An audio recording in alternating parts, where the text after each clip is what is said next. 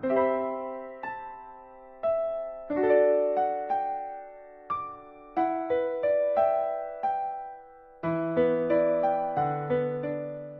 across the ground strewn with exquisite crimson fragments, Qianqiu walked over slowly. When he saw that Qianqiu's shoulders were littered with a few red blossoms, he wanted to dust them off for him. But he suddenly realized that the gesture would be overly intimate, so he forced down the urge and tucked his arms behind his back, smiling. Not only can you bring forth bloody rain, you can also make flowers shower. I didn't know that. How fun. Qianqiu also walked toward him, easily dusting off the petals on his shoulders, also smiling.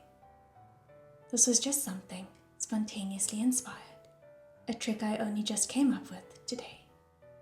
Originally, there should have been the usual blood rain, but I suddenly remembered that Gogo was also present, and wouldn't you blame me if you were to be drenched? So I held back at the last second and transformed it into flowers instead. I'm glad you found it fun. However, while Qianqiu wasn't drenched, Pei Ming was completely soaked. He called out while hanging in the air, "Excuse me, you two. Let me down, won't you?" A few silver butterflies fluttered upwards, their wings shimmering silver as they tore the net, allowing Pei Ming to finally break free and land steadily on the ground. Qianqiu looked down and saw that on the center of Ling Wen's spine there rested a silver butterfly. "Sanlan, Ling Wen and the brocade immortal are both all right?" Qianqiu inquired. "They're fine," Qianqiu said. "I've only temporarily put them to sleep." Qianqiu was amazed. This brocade immortal was going berserk, but you managed to subdue it so fast. Qianqiu raised his brows. It was fine. For some reason, it didn't seem to want to fight me. Qianqiu hummed and said, "That's true. Before, when you put it on, it didn't do anything to you either. It even showed itself." Just then, Pei Ming walked over. "Save the talking for later, you two. Aren't you going to peel that robe off of him first?" Wouldn't that be rather inappropriate?" Qianqiu asked. Pei Ming didn't seem to think anything of it. "He's in his male form right now, so what's there to be embarrassed about?" His hands moved as he spoke, yet just as his hands reached Ling Wen's collar, it was like something jabbed at him hard. His face dropped. Yanking his arms back, his hands were covered in blood. "This robe, it bites," he said. Only then did Qianqiu say lazily, "The brocade immortal won't let Ling Wen go. You won't be able to take it off him." Pei Ming looked at his bloodied hands and said, "If something like this happens again, will my Lord Ghost King please warn me sooner?" Qianqiu said gently, "General Pei, it's not that he didn't want to warn you. Your hands moved too fast." Qianqiu snickered. "That's it, exactly." Although crippled, wills remained strong. The three moved to head back the way they came. Someone had to carry the male Ling Wen, so Pei Ming took up that responsibility without a word. Pei Su and Ban Yue were still in the same small town from before. The group reconvened near the divine temple of Wuyong. Pei Su and Ban Yue were still in the same small town from before.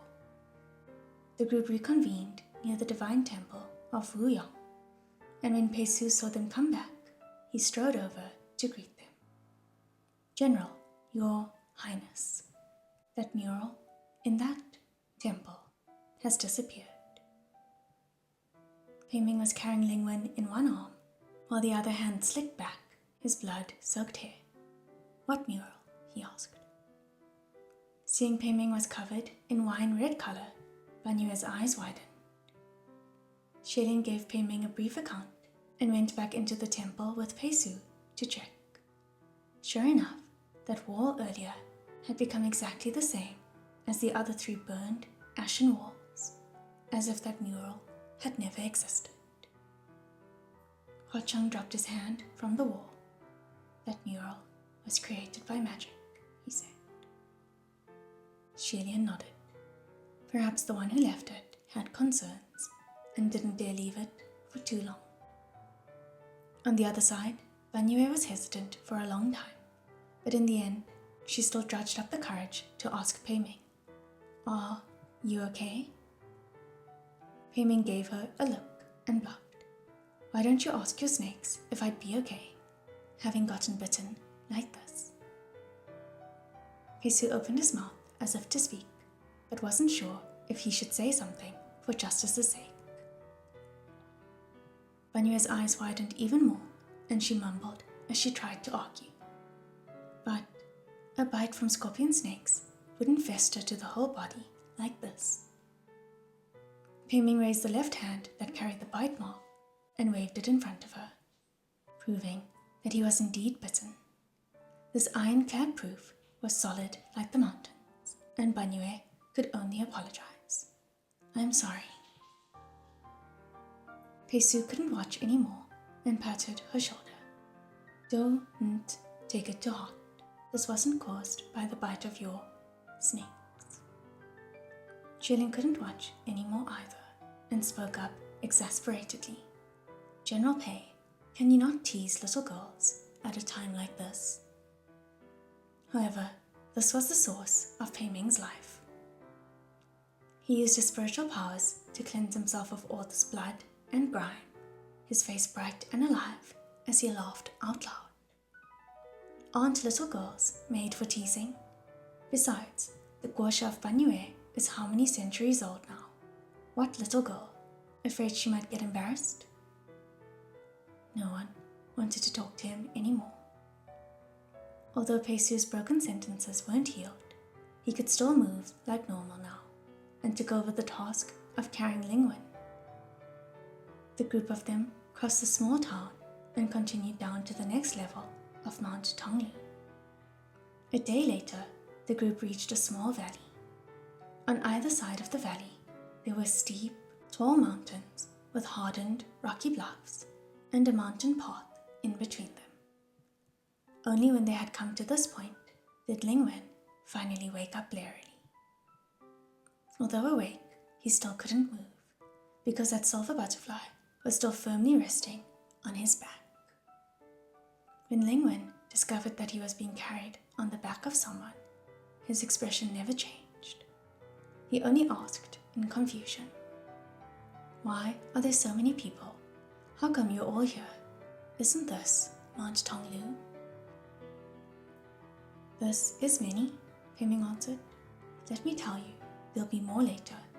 You haven't seen everyone yet. There's enough of us to play a round of cards." Xilian wholeheartedly agreed with the sentiment and couldn't help but smile. After a pause, he spoke up. "By the way, Lingwen, back at Puchi Shrine, Qianqiu chased after you. Where is he now?" Lingwen replied, "Don't know. After entering Mount Tonglu, there were too many inhuman creatures swarming in, and His Highness Qianqiu was lost in the crowd. I have no idea where he could be right now either." Pei Ming sighed at Lingwen. "I can't believe you didn't tell me that the one who plucked the last lifeline of Shuli was you. How mean." Only then did Xilian remember that Pei Ming was also from the kingdom of Shuli. However, he didn't seem to have any attachment left for Shuli, since he was only a general and not the king, and he was even sabotaged by the ruler before he ascended. So there was no trace of fury or surliness in his voice. He was more so just poking fun. However, Xilian was still worried that talking too much about Shuli would provoke the Brigade Immortal, so he swiftly changed the subject. He turned his head back to ask, "Sanlang, I've always been curious about something." After entering the valley, Huacheng had been watching the two tall mountains closely. "What is it?" he asked. "The kiln of Mount Tonglu. What is it exactly? Is it really just a giant stove?" Qianqiu asked. Huachang smiled faintly and brought his gaze back. "Of course not, but it's a good question, Gogo." He raised his hand and pointed. "It just so happens we can see it now." The group looked to the direction he was pointing, and all unconsciously stopped in their steps. "That's the kiln?" Qianqiu questioned. Huachang crossed his arms. "That's right." Reflected in his inky black eyes was a large mountain an exceedingly far distance away. Far, like it sat at the edge of the world, tall, like it reached the heavens, enthroned condescendingly among all the peaks, painted in a deep, sunken blue. The summit of the mountains was surrounded by a sea of clouds and heavy winds. A layer of snow could faintly be seen, like a field of ice that never melted. Huachang said leisurely, "The kiln is a live volcano, and the heart of all Mount Tonglu. When a new ghost king is born, that is also when it wakes." "A volcanic eruption?" Qianqiu asked. "That's right," Huachang replied. "So all supreme ghost kings are born accompanied by blazing fires, lava, and ruinous disasters." Imagining that fiery scenario that made eyes glow red, Qianqiu was lost in thought. Fei Ming spoke up. "That's too far away. If we continue at this speed, not counting slaying all the ghosts en route, it's going to take a long time." Qianqiu nodded. "That's why, historically, every time Mount Tonglu opens its gates to slaughter, it's like an arduous childbirth." Huachang chuckled. "Gogo's metaphor is ingenious," he said. Then he suddenly stopped. "We're here." Qianqiu was dumbfounded. "So fast?" Huachang explained. "We're here, but not at the kiln. We've come to a Wuyong divine temple." Sure enough, ahead, in the center of the valley, was a large, leaning palace temple. This was the second Wuyong divine temple they had come across. Qianqiu almost wanted to rub his eyes and was perplexed. "Is that temple real?" he asked. It couldn't be helped. In fact, almost everyone was doubtful as to whether that temple was real, since it appeared too abruptly. It shouldn't have appeared here. Who had ever seen any temple or shrine be constructed on such a narrow valley over small mountain roads? What was this shitty feng shui? Even if it had to be built here no matter what, it should at least be constructed on the side. But this Wuyong divine temple just had to be bluntly constructed right in the middle of the valley road, like a brainless little tyrant, brazenly blocking the mountain path. Fei Ming lowered his voice. "Where there is abnormality, there is evil. Everyone, be careful." Lingwen, who was leaning heavily on Pei Su's shoulder, arduously lifted his head. "Everyone, if you don't want to go inside, you can just leap and run across the cliffs." However, Qianqiu said, "No, we have to go in. See if there's any murals." "Don't worry, Gogo," Huachang said. "If you want to go in and see, then do so. It's no big deal." Since he said so, for some reason everyone relaxed, and the group of them slowly approached. The entire time they walked, and until they reached the entrance, nothing odd happened. Crossing through the temple doors and entering the great hall, sure enough, the walls inside this temple were also that blackened color from the aftermath of fire. With a light scratch, small pieces of hardened fragments also fell, just like in the previous temple. Qianqiu was tense and alert at first, but since there didn't seem to be anything hiding in the darkness, he relaxed a bit. He said, "Let's do this." Soon after, the ashen protection layer on the wall was cleaned off bit by bit, revealing the mural. Qianqiu and Huacheng began to examine it closely. The contents of the mural in this divine temple were completely different from the previous one. They started studying it from the highest level, the top of the painting. A white-clad young man sat poised upon a jade futon, his brows quietly handsome. It was the crown prince of Fuyong. His eyes were tightly shut, and judging from his posture, he seemed to be in deep, reflective meditation. However, it wasn't tranquil. His Highness, the Crown Prince, had his brows deeply furrowed, and a few drops of cold sweat seemed to be dripping down from his forehead. Surrounding him were 4 characters, their expressions deep with concern.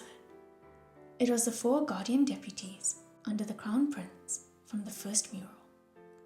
Their accessories and attire were exactly the same as in the previous painting. Continuing to look downward, the protection layer was still falling apart gradually, not yet fully cleaned away, and Qianqiu saw a field of chaotic red. He frowned slightly. "That's weird," he said. He reached out and lightly touched the wall, puzzled. Is this mural poorly kept? Although he couldn't quite tell what the painting was depicting, he could see that the spread of lines and colors were all blurry and hazy, like it was trapped in a layer of mist, fading away. But this mural was created by magic, so how could it deteriorate like a normal painting? Huacheng was also looking at it intently, knitting his brows. "Let's give it another minute," he said.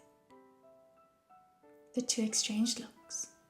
Once the burned, black-hardened material was thoroughly wiped clean, the entire painting complete, they took a few steps back and stood shoulder to shoulder to look.